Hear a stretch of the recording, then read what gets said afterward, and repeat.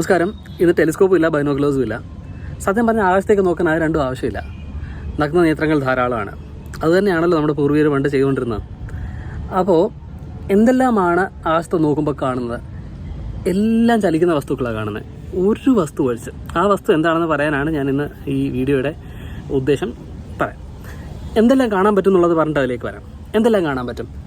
സൂര്യനും ചന്ദ്രനും കാണാൻ പറ്റും ആകാശത്ത്. അത് രണ്ട് മൂവിങ് ആണ്. നമുക്ക് 5 ഗ്രഹങ്ങൾ കാണാൻ പറ്റും. മെർക്കുറി കാണാൻ പറ്റും, വീനസ് കാണാൻ പറ്റും, മാസ് കാണാൻ പറ്റും, ജൂപ്പിറ്റർ കാണാൻ പറ്റും, സാറ്റേൺ കാണാൻ പറ്റും. ഇതുകൂടാണ്ട് വാൽനക്ഷത്രങ്ങൾ കാണാൻ പറ്റും, ഉൽക്ക കാണാൻ പറ്റും. നക്ഷത്രങ്ങൾ കാണുന്നത് പോലെ തന്നെ നക്ഷത്രക്കൂട്ടങ്ങൾ, കോൺസ്റ്റലേഷൻസ് കാണാൻ പറ്റും. അതേപോലെ തന്നെ ഈ ആകാശഗംഗ പോലെയുള്ള ഗാലക്സീസ് കാണാൻ പറ്റും. ഇപ്പം നമ്മൾ ആകാശഗംഗ എന്നുകൊണ്ട് മിൽക്കി വേ ഗാലക്സിയിലാണ്. മറ്റനവധി ഗാലക്സീസിൽ ചിലതൊക്കെ നമുക്ക് നഗ്നനേത്രങ്ങൾ കൊണ്ട് തന്നെ കാണാൻ പറ്റുന്നതാണ്. ഇതെല്ലാം മൂവിങ് ആണ്. അതായത് നമ്മളിപ്പോൾ ടെലിസ്കോപ്പിലൂടെ ഫോർ എക്സാമ്പിൾ സാറ്റേണിൻ്റെ റിങ്സ് കാണുന്നു കരുതുക. ഇപ്പം ഞാൻ വളരെയധികം ഫോക്കസ് ചെയ്ത് സാറ്റേണിൻ്റെ റിങ്സ് കാണാൻ പറ്റുന്ന രീതിയിൽ ടെലിസ്കോപ്പ് വെച്ചു. സാറ്റേണിൻ്റെ റിങ്സ് കണ്ടുകൊണ്ട് കാണാൻ പറ്റില്ല, ടെലിസ്കോപ്പ് വേണം. ഇങ്ങനെ ടെലിസ്കോപ്പിൽ ഫോക്കസ് ചെയ്ത് വെച്ച് ഒന്ന് ആസ്വദിച്ച് തുടങ്ങുമ്പോൾ തന്നെ അത് നമ്മുടെ ഫീൽഡിൽ നിന്ന് പതുക്കെ മാറും. സത്യം പറഞ്ഞാൽ ഭൂമി റൊട്ടേറ്റ് ചെയ്യുന്നത് കൊണ്ടാണ്. അപ്പോൾ ഈ കാണുന്ന വസ്തുക്കളെല്ലാം ആകാശത്ത് നമ്മൾ കുറച്ച് നേരം നോക്കി നിന്നാൽ ഇതിങ്ങനെ മൂവ് ചെയ്യുന്നതായിട്ട് നമുക്ക് മനസ്സിലാവും. ആ ഒരു വസ്തു, ചലിക്കാത്ത ഒരേ ഒരു വസ്തു, അതിൻ്റെ പേരാണ് പൊളാറിസ് അല്ലെങ്കിൽ നോർത്തേൺ സ്റ്റാർ. ഇത് ചലിക്കുന്നില്ല, അഥവാ നമുക്ക് ചലിക്കുന്നതായിട്ട് തോന്നാത്തതിൻ്റെ റീസൺ ഇത് നേരെ ഭൂമിയുടെ വടക്കൻ ധ്രുവത്തിൻ്റെ ഡയറക്ഷനിലാണ്. സാധാരണ ഹെമിസ്ഫിയറിൽ അങ്ങനെ ഒരു സ്റ്റാർ ഇല്ല, അത്ര പ്രോമിനൻ്റ് ആയിട്ട് നമുക്ക് തെക്കോട്ട് നോക്കുമ്പോൾ കാണാൻ പറ്റുന്നൊരു സ്റ്റാറില്ല. ഈ നോർത്തേൺ സ്റ്റാർ ഈ വടക്കൻ ഡയറക്ഷനിലായതുകൊണ്ട് ഈ ഡയറക്ഷൻ കണ്ടുപിടിക്കാൻ വളരെ എളുപ്പമാണ്. അതായത് നമുക്ക് ആ സ്റ്റാറിൻ്റെ പൊസിഷൻ നോക്കിയാൽ നമുക്കറിയാം അത് മാഗ്നറ്റിക് നോർത്തുമായിട്ട് വളരെ സിമിലർ ആണ്. അതായത് നമുക്ക് ആ ഡയറക്ഷനിൽ പോയാൽ നമ്മൾ വടക്കാണ്. ഇപ്പോൾ നോർത്ത് കിട്ടി നമുക്ക് എല്ലാ ഡയറക്ഷൻസും കിട്ടുമല്ലോ.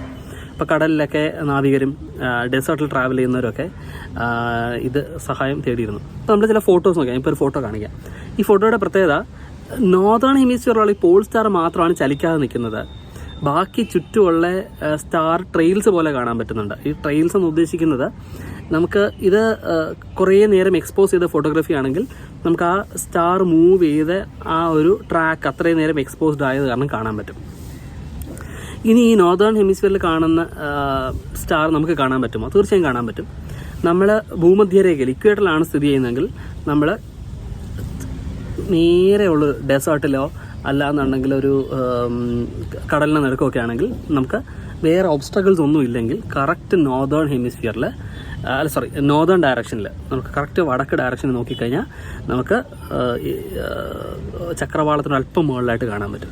ഇപ്പോൾ ഞാനിപ്പോൾ കേരളത്തിലാണ്, ഞാനിപ്പോൾ തിരുവനന്തപുരത്താണ്. ഇവിടുത്തെ ലാറ്റിറ്റ്യൂഡ് 8.5 ആണ് ഡിഗ്രി. അപ്പോൾ അതുകൊണ്ട് നമുക്ക് ഹൊറൈസണിൽ നിന്ന് 8.5 ഡിഗ്രി മുകളിലായിട്ട് കാണാൻ പറ്റും. വർഷങ്ങളോളം ഒറ്റ സ്റ്റാറാണെന്ന് കരുതിയിരുന്നു. പിന്നീട് അത് നോക്കിയപ്പോൾ അത് ഒന്നിലധികം സ്റ്റാറുകളുണ്ട്. പൊളാറിസ് എ, ബി എന്നൊക്കെ പറഞ്ഞ് പല നമുക്ക് ദൂരെ നിന്ന് കാണുന്നതുകൊണ്ട് നമുക്ക് അതിനെ സെപ്പറേറ്റ് ചെയ്ത് കാണാൻ പറ്റുന്നില്ല. അതിനെ റിസോൾവ് ചെയ്യാമെന്നാണ് പറയുക. ഇത് ചലിക്കുന്നില്ലേ എന്നൊരു ചോദ്യം അവിടെയുണ്ട്. സത്യം പറഞ്ഞാൽ ചലിക്കുന്നുണ്ട്. അത് ചലിക്കുന്നത് മറ്റൊരു റീസൺ കൊണ്ടാണ്. നമുക്ക് ഭൂമിക്ക് ആക്സസിന് ചെറിയൊരു ടിൽറ്റ് ഉണ്ടല്ലോ. ആ ടിൽറ്റ് കാരണം ഒരു 12,000 വർഷം കഴിയുമ്പോൾ നമ്മൾ ആകാശത്ത് കാണുന്ന വെഗ എന്ന് പറഞ്ഞ വളരെ ബ്രൈറ്റ് ആയിട്ടൊരു സ്റ്റാർ പോൾ സ്റ്റാറായി മാറും. അങ്ങനെ. അപ്പോൾ ഇന്നത്തെ ടോക്കിൻ്റെ ഉദ്ദേശം ഇത്ര ഉണ്ടായിരുന്നുള്ളൂ. ആകാശത്തേക്ക് നോക്കി തുടങ്ങുന്ന ആൾക്കാർക്ക് പൊസിഷൻ മാറാത്ത ഫിക്സഡ് ഒരു സ്റ്റാറിനെ കണ്ട് പരിചയിച്ച് തുടങ്ങിയാൽ പിന്നീട് ബാക്കി വസ്തുക്കളെ കണ്ടു തുടങ്ങാൻ സൗകര്യമായിരിക്കും. Thank you so much. Subsequent സെഷൻസിൽ കൂടുതൽ ഡീറ്റെയിൽഡായിട്ട് പ്രപഞ്ചത്തെയും പ്രകൃതിയെയും നമ്മളെയും കുറച്ചുകൂടെ അടുത്തറിയാൻ ശ്രമിക്കാം. Thank U.